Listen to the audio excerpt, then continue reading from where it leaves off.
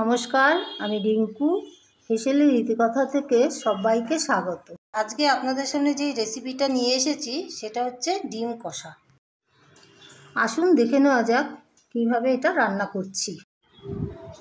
আমি ডিমগুলোকে সেদ্ধ করে খোসা ছাড়িয়ে নুন হলুদ মাখিয়ে নেব।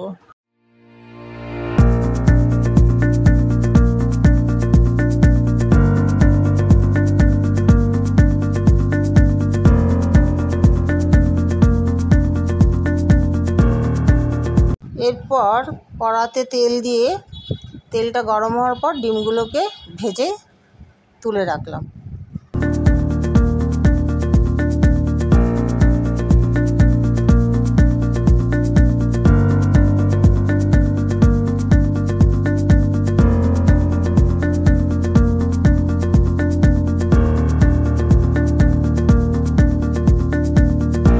ডিম ভাজার পর যে তেলটা রয়েছে তার মধ্যে আমি এখন সম্বার দেব একটা তেজপাতা, 1 ইঞ্চি দারচিনি আর গোটা জিরে।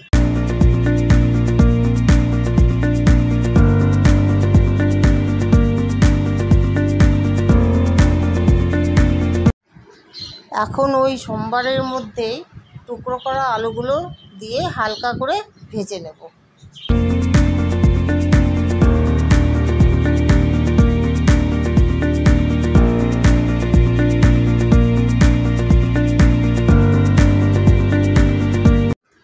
আলুগুলো যেই ভাজা ভাজা হয়ে আসবে তখন এর মধ্যে আমি আদা রসুনের পেস্টটা দিয়ে দেবো।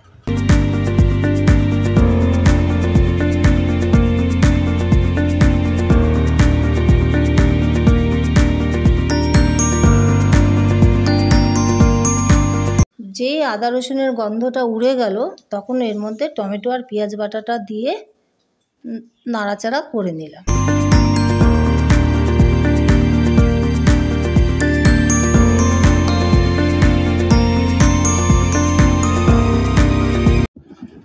এরপরে আমি ধনিয়া গুঁড়ো, লঙ্কা গুঁড়ো, হলুদ গুঁড়ো দিয়ে দিলাম।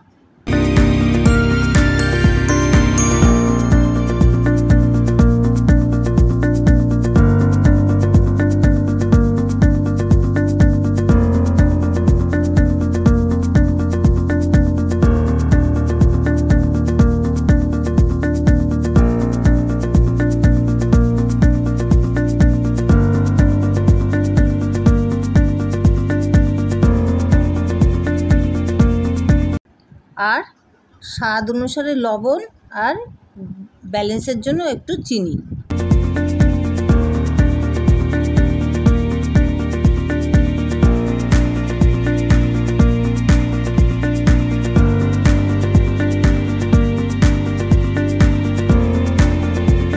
কষানোর সময় আমি বিট দিয়ে যে ফুড কালার তৈরি করেছিলাম সেটা একটু ব্যবহার করেছি।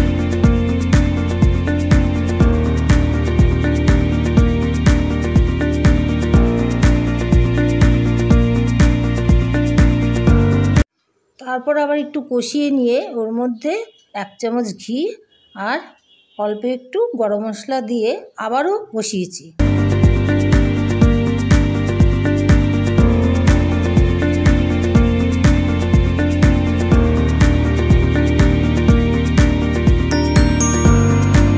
ডিমগুলো ছেড়ে পরিমাণ মতন জল দিয়ে দিয়েছি।